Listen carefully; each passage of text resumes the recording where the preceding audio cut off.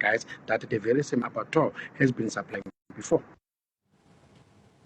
On to this story now. South Africa's leaders need to focus on the development of the country's cities, which have deeply and profoundly been shaped by special logic of apartheid. A new report, the Center for Development and Enterprise, says South Africa's future lies in its cities and has produced a 20-page report based on the CDE work on cities over many years and 5 specifically commissioned papers from leading local and international economists on the economics of cities in South Africa.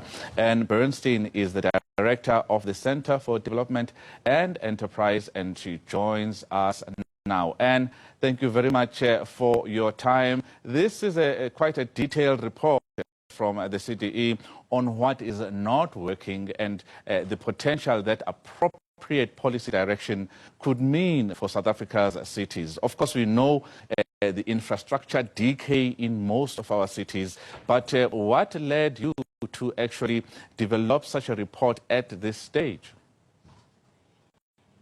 Well, cities has been an area we've done a lot of work in the past, and we think the future of our cities is absolutely critical for growth and for dealing with many of the crises South Africa faces.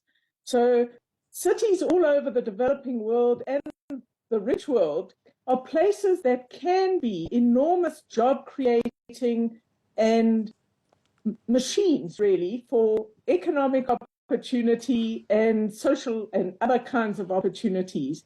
And South Africa's cities can be doing so much better. But in order to do that, we need to rethink how they're being governed and how we're managing them. So we're trying to think through this, among other important issues, to feed into the election campaign next year and hopefully influence the new government in 2024.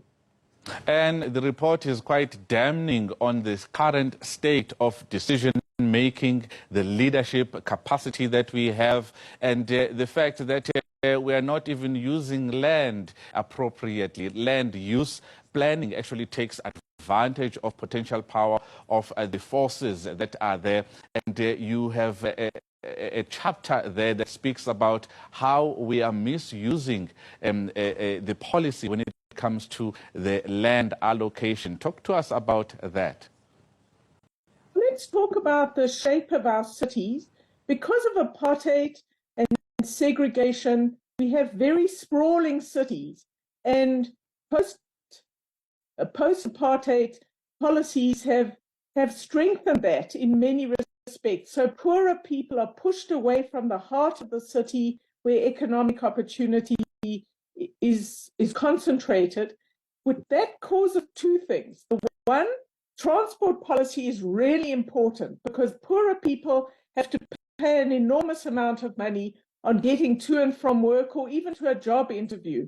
And we're saying that transport for commuters is not working well in our cities, and we have to devolve many powers to metro and large city governments that have capacity. Take Prasa, for example, it's failing, and it's time to look at how we can give big cities the powers to deal with urban metro rail. So that's one issue. But the second issue is our housing policy, where we think it should be much more influenced by where people themselves want to live.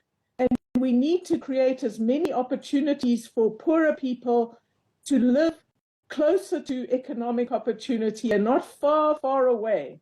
And we've got to rethink things. So, for example, we developed the slogan, far better to rent in Orange Grove, close to economic opportunity, buses, and all sorts of other things. Far better to rent there than to own far away in Orange Farm. But that's just one illustration. So we've got to get our cities much more dense, which will help poorer people to get access to opportunity. It's much better for informal enterprises and firms because there's a lot more foot traffic. And that requires rethinking how we allocate the housing budget. We need to support big city governments in managing greater density, You've got to enforce basic rules of health and safety, and you have to also allow this kind of development to take place. Now, another area that's critically important as more and more people come closer to the hearts of our cities is policing.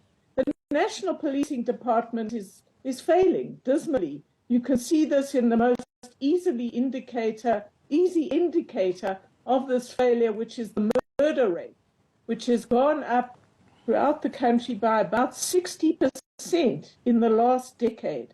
Now, we should be devolving policing powers to big cities that have capacity.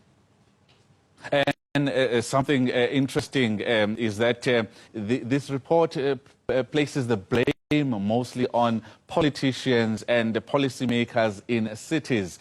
And it doesn't say much about the role of the private sector. In fact, the report actually says that most cities do not understand how business functions, and therefore businesses are not actually operating optimally.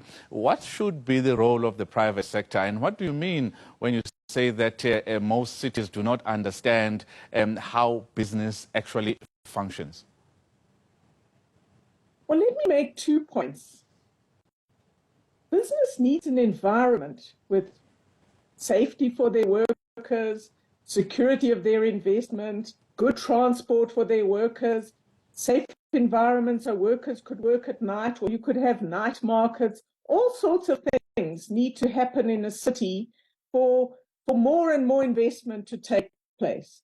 And in our experience and a lot of the research, we know that a lot of city governments in South Africa today do not understand the requirements of business and firms and their workers.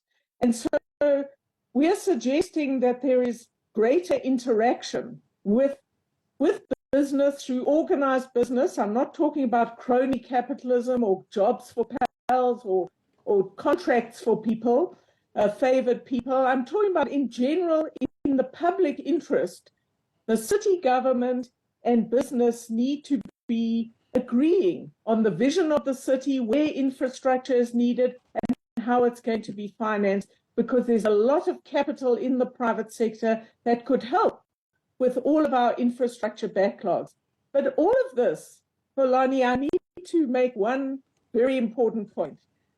The kinds of people attracted to city government and operating in city government at the moment is not very encouraging. And we need to look at how we attract senior leaders to want to run our big cities.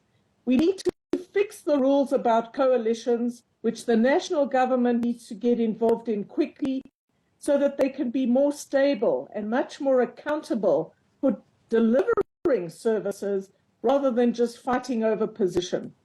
And we need to deal with cadre deployment in the cities and big metros where it's happening, and make sure we have people fit for purpose in big jobs. Running big cities is complex, and it needs to be done well.